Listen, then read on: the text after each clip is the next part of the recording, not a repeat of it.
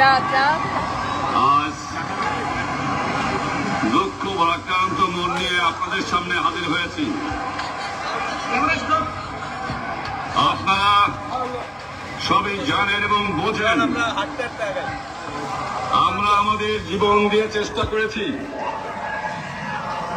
কিন্তু দুঃখের বিষয় আজ ঢাকা, চট্টগ্রাম, খুলনা, রাজশাহী, রংপুরে আমার ভাইয়ের রক্তে রাজপথ রঞ্জিত হয়েছে। আজ বাংলার মানুষ মুক্তি চায়, বাংলার মানুষ বাঁচতে চায়, বাংলার মানুষ তার অধিকার চায়। কিন্তু দুঃখের বিষয় আজ দুঃখের সঙ্গে বলতে হয় 23 বছরের করুণ ইতিহাস, বাংলার অত্যাচারের, বাংলার মানুষের রক্তের ইতিহাস, 23 বছরের ইতিহাস, মনুষ্য রক্তের ইতিহাস, বাংলার ইতিহাস, এদেশের মানুষের রক্ত দিয়ে রক্ত বঞ্চিত করার ইতিহাস। 1952 সালে রক্ত দিয়েছি, 1954 সালে নির্বাচনে জয়লাভ করেও আমরা গলিতে বসতে পারি নাই। 1958 সালে আইয়ুব খান মার্শাল জারি করে 10 বছর পর্যন্ত আমাদের গোলাম করে রেখেছে। 1967 সালে 6 দফা আন্দোলনের 7ই জুনে আমার ছেলেদের গুলি করে হত্যা করা হয়েছে। 1969 সালে আন্দোলনে আইয়ুব খানের পতন হওয়ার পরে যখন ইয়াহিয়া খান সাহেব সরকার নিলেন, তিনি বললেন দেশে শাসনতন্ত্র দেবেন, গণতন্ত্র দেবেন, আমরা মেনে নিলাম। তারপরে অনেক ইতিহাস হয়ে গেল, নির্বাচন হলো।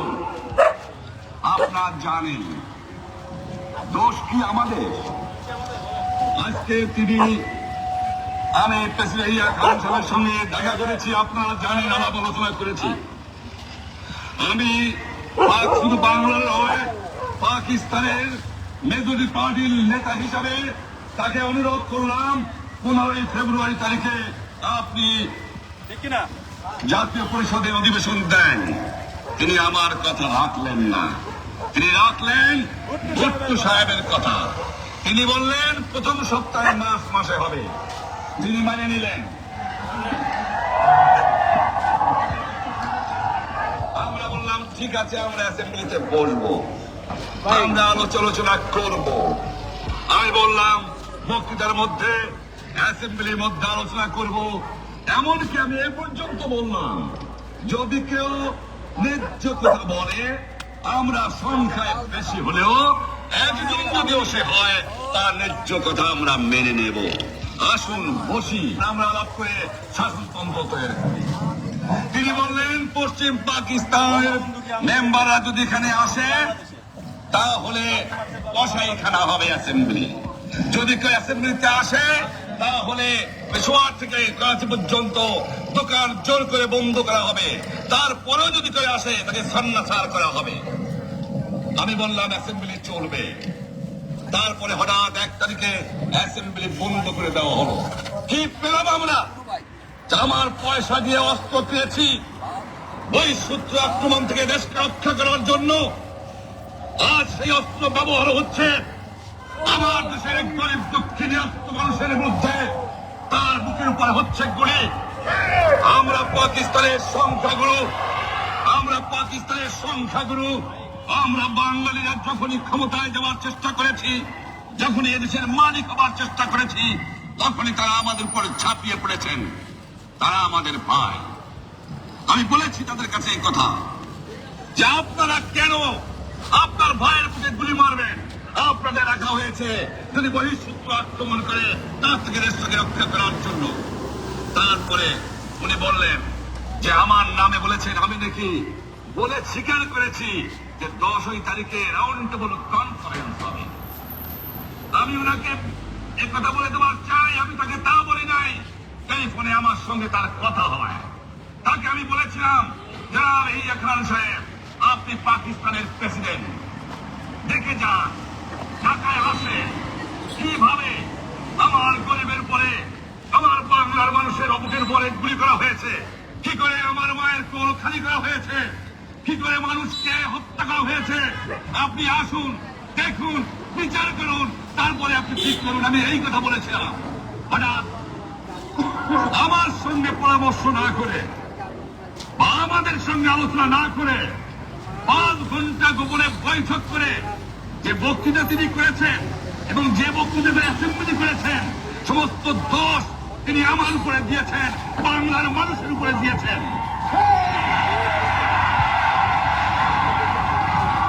আমি পরিষ্কার মিটিংয়ে বলেছি, এবারের সংগ্রাম আমার মুক্তির সংগ্রাম, এবারের সংগ্রাম স্বাধীনতার সংগ্রাম।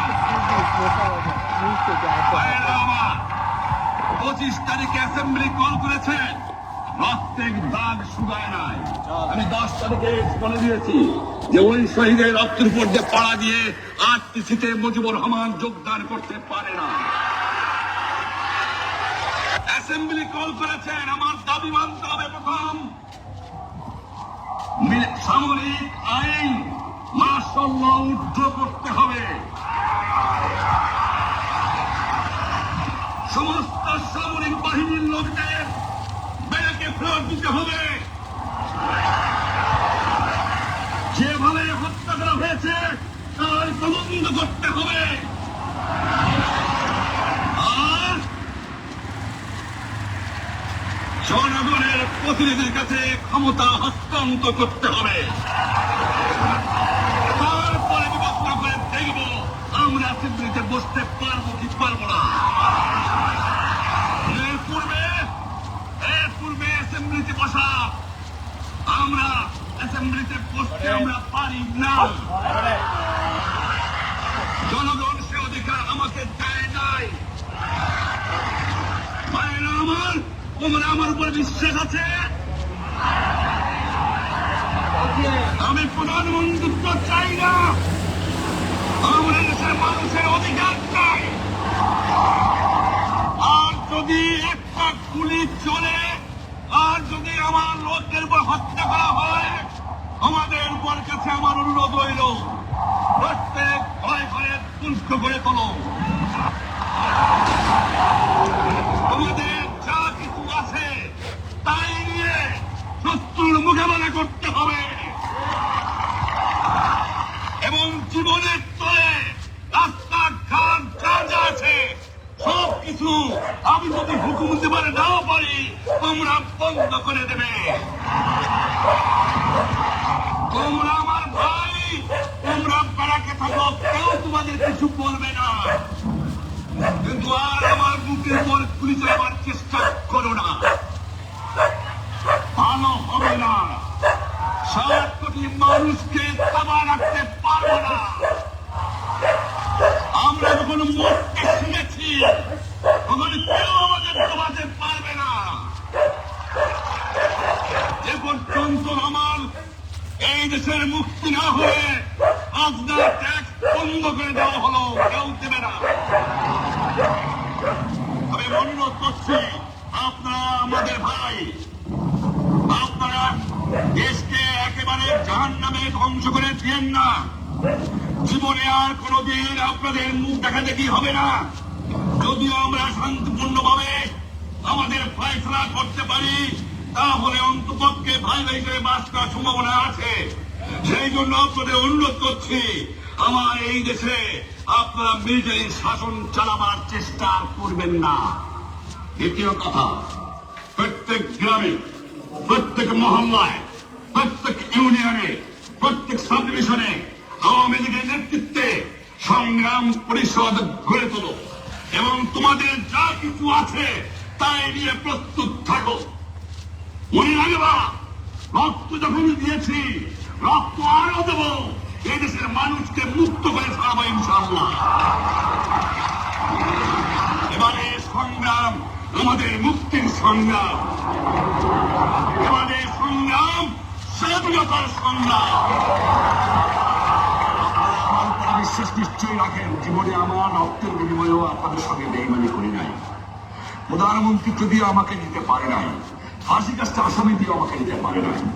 যে অস্ত্র দিয়ে আপনারা আমার একদিন জেলের থেকে বার করে নিয়ে এসেছিলেন, এই রেসকোর্স ময়দানে আমি বলেছিলাম আমার রক্ত দিয়ে আমি রক্তের দিয়ে শোধ করবো, মনে আছে? আমি রক্ত তোমাদের প্রস্তুত। আমাদের মিডিয়া এখানে শেষ। আসসালামু আলাইকুম। জয় বাংলা।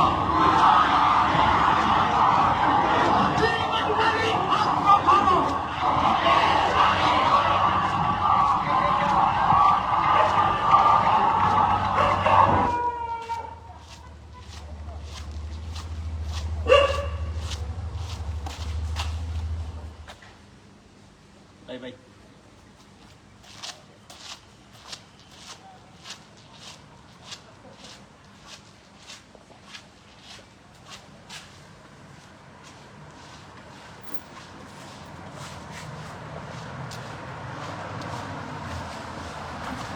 কালকে দুপুরবেলা আবার চালাবো, রাতের বেলা একদম হইলো, দুপুরবেলা আবার।